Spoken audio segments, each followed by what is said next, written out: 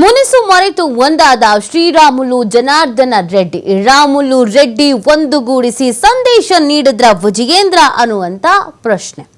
ನಾಯಕರ ವಿಶ್ವಾಸ ಗಳಿಸುವತ್ತ ಹೆಜ್ಜೆ ಇಡ್ತಾ ಇದ್ದಾರಾ ವಿಜಯೇಂದ್ರ? ಸಂದೇಶದ ಮೊದಲ ಹೆಜ್ಜೆಗೆ ರಾಮುಲು ರೆಡ್ಡಿ ಸಂಧಾನನ, ರಾಜ್ಯಾಧ್ಯಕ್ಷರ ಪಟ್ಟವನ್ನ ಉಳಿಸಿಕೊಳ್ಳುವುದಕ್ಕೆ ಕೊನೆಯ ಅಸ್ತ್ರವನ್ನ ಪ್ರಯೋಗಿಸಿದ್ರ ಅನ್ನುವಂತ ಕುತೂಹಲ. ವಿರೋಧಿಗಳ ಆರೋಪವನ್ನೇ ಅವಕಾಶದ ಅಸ್ತ್ರವನ್ನಾಗಿ ಬಳಕೆ ಮಾಡಿಕೊಳ್ತಾ ಇದ್ದಾರೆ ಇಲ್ಲಿ ಹಾಗಾದ್ರೆ ವಿಜಯೇಂದ್ರ.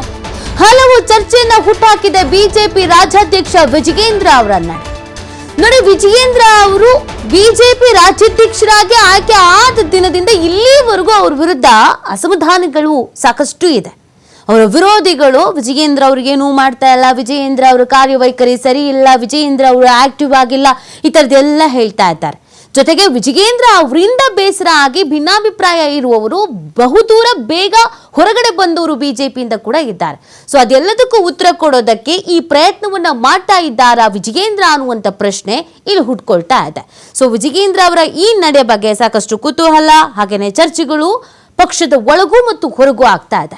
ಈ ಬಗ್ಗೆ ಮತ್ತಷ್ಟು ಮಾಹಿತಿಯನ್ನು ನೀಡ್ತಾರೆ ನಮ್ಮ ಪ್ರತಿನಿಧಿ ರಾಕೇಶ್. ವಿಜಯೇಂದ್ರ ಅವರ ಮೇಲೆ ಈಗಾಗಲೇ ಸಾಕಷ್ಟು ಅಸಮಾಧಾನ ಇದೆ, ಆಮೇಲೆ ಆರೋಪಗಳಿದೆ. ರಾಜ್ಯಾಧ್ಯಕ್ಷರ ಆಯ್ಕೆ ವಿಚಾರದಲ್ಲಿ ಈಗ 1 ತಿಂಗಳು ಮುಂದೂ ಕೂಡ ಹೋಗಿದೆ ಅನ್ನೋದಿದೆ.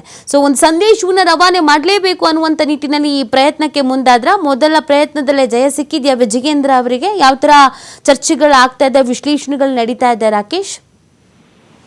ನೀತಿ ಬಿಜೆಪಿ ರಾಜ್ಯಾಧ್ಯಕ್ಷರ ನೇಮಕ ವಿಚಾರದಲ್ಲಿ ಅವರ ಅವಧಿಯನ್ನ ವಿಸ್ತರಿಸುವಂತಹ ಪ್ರಕ್ರಿಯೆ ಅಥವಾ ಹೊಸ ರಾಜ್ಯಾಧ್ಯಕ್ಷರ ನೇಮಕ ಮಾಡುವ ಪ್ರಕ್ರಿಯೆ ಇನ್ನೂ 1.5 ತಿಂಗಳುಗಳ ಕಾಲ ಮುಂದಕ್ಕೆ ಹೋಗಿದೆ. ಸಂಸತ್ ಅಧಿವೇಶನದ ಹಿನ್ನೆಲೆಯಲ್ಲಿ ಬಾಕಿ ಉಳಿದಿರುವಂತಹ ರಾಜ್ಯಗಳ ರಾಜ್ಯಾಧ್ಯಕ್ಷರ ನೇಮಕ ಮಾಡಿದ ಬಳಿಕ ರಾಜ್ಯದ ರಾಷ್ಟ್ರೀಯ ಅಧ್ಯಕ್ಷರ ನೇಮಕ ಮಾಡುವ ಪ್ರಕ್ರಿಯೆಯನ್ನ ಬಿಜೆಪಿ ಮಾಡಲಿದೆ. ಆ ಹಿನ್ನೆಲೆಯಲ್ಲಿ ರಾಜ್ಯದ ಅಧ್ಯಕ್ಷರ ಅವಧಿಯು ಕೂಡ ಇನ್ನೂ 1.5 ತಿಂಗಳ ಕಾಲ ಮುಂದುವರಲಿಕ್ಕೆ ಹೋಗ್ತಾ ಇದೆ. ಆದ್ರೆ ಅದಕ್ಕೂ ಮೊದಲು ಅಂದ್ರೆ ಈ ಇದ್ದಿದ್ದಂತಹ ಸನ್ನಿವೇಶದಲ್ಲಿ ರಾಜ್ಯಾಧ್ಯಕ್ಷರ ನೇಮಕ ವಿಚಾರ ಈ ತಿಂಗಳ ಅಂತ್ಯಕ್ಕೆ ಆಗಬೇಕು ಅಥವಾ ಆಗುತ್ತಿತ್ತು ಅನ್ನುವಂತ ಮಾಹಿತಿ ಇತ್ತು. ಸೊ ಆ ಹಿನ್ನೆಲೆಯಲ್ಲಿ ತಮ್ಮ ಸ್ಥಾನವನ್ನು ಉಳಿಸಿಕೊಳ್ಳುವ ನಿಟ್ಟಿನಲ್ಲಿ ವಿಜಯೇಂದ್ರ ಅವರು ಬಹಳ ಶ್ರಮವನ್ನು ವಹಿಸಿದ್ರು. ಅದಕ್ಕೆ ಸಂಬಂಧಪಟ್ಟ ಹಾಗೆ ಕಾರ್ಯತಂತ್ರಗಳನ್ನ ಕೂಡ ರೂಪಿಸ್ತಾ ಇದ್ರು.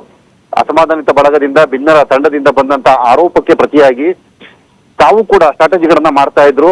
ಎಲ್ಲರನ್ನ ಒಳಗೊಂಡು ಹೋಗುವಂತಹ ಸಂದೇಶವನ್ನ ಅವ್ರು ಕೊಡಬೇಕು ಅನ್ನುವಂಥದ್ದನ್ನ ನಿರೀಕ್ಷೆ ಮಾಡ್ತಿದ್ರು. ಅದಕ್ಕೆ ಪೂರಕವಾಗಿ ಸಿಕ್ಕಂತದ್ದು ನಿನ್ನೆ ದಿನ ನಡೆದಂತಹ ಕೊಪ್ಪಳದಲ್ಲಿನ ಗೆಳೆಯರಿಬ್ಬರ ಸಮಾಗಮನ. ಅಂದ್ರೆ ರೆಡ್ಡಿ ಹಾಗೆ ರಾಮುಲು ಅವರಿಬ್ಬರು ಬಹಳ 1.5 ತಿಂಗಳ ಹಿಂದಿನಿಂದಲೂ ವೈಯಕ್ತಿಕ ದ್ವೇಷಾರೋಪಗಳನ್ನ ಮಾಡಿಕೊಂಡು ಪಕ್ಷದ ವೇದಿಕೆಯಿಂದಲೂ ಕೂಡ ದೂರ ಸರಿಯುವ ಮಟ್ಟಕ್ಕೆ ಬಂದಿದ್ರು. ಆದ್ರೆ ಅವರಿಬ್ಬರನ್ನ ಮತ್ತೆ ವೇದಿಕೆಯೊಳಗೆ ಕರೆತಂದು ಪಕ್ಷಕ್ಕೋಸ್ಕರ ಒಂದಾಗಿದ್ದೇವೆ ಅನ್ನೋದನ್ನ ಹೇಳಿಸುವ ಮುಖಾಂತರ ಅಸಮಾಧಾನಿತ ವಲಯದಲ್ಲಿ ಮೊದಲ ಪಂಕ್ತಿಯಲ್ಲಿ ನಿಂತಿದ್ದಂತಹ ಇಬ್ಬರು ನಾಯಕರುಗಳನ್ನ ಅಂದ್ರೆ ವೈಯಕ್ತಿಕವಾಗಿ ಭಿನ್ನಾಭಿಪ್ರಾಯ ಹೊಂದಿದ ನಾಯಕರನ್ನ ಒಂದೇ ವೇದಿಕೆಗೆ ತರುವ ಮುಖಾಂತರ ತಾವು ನಾಯಕತ್ವವನ್ನು ರೂಪಿಸುವುದರಲ್ಲಿ ಸಮರ್ಥರು, ನನ್ನ ವಿರುದ್ಧ ಯಾವುದೇ ಅಸಮಾಧಾನಗಳಿದ್ರು ಕೂಡ ಅದನ್ನು ನಾನು ತಿದ್ದುಕೊಂಡು ಹೋಗಬಲ್ಲೆ, ನಾಯಕತ್ವವನ್ನು ಮುನ್ನಡೆಸುವ ಶಕ್ತಿ ನನ್ನಲ್ಲಿದೆ ಅನ್ನೋದನ್ನ ಅವರು ತೋರಿಸುವ ಪ್ರಯತ್ನವನ್ನ ಮಾಡಿದ್ದಾರೆ. ಅದರಲ್ಲಿ ಯಶಸ್ಸನ್ನ ಕೂಡ ಕಂಡಿದ್ದಾರೆ.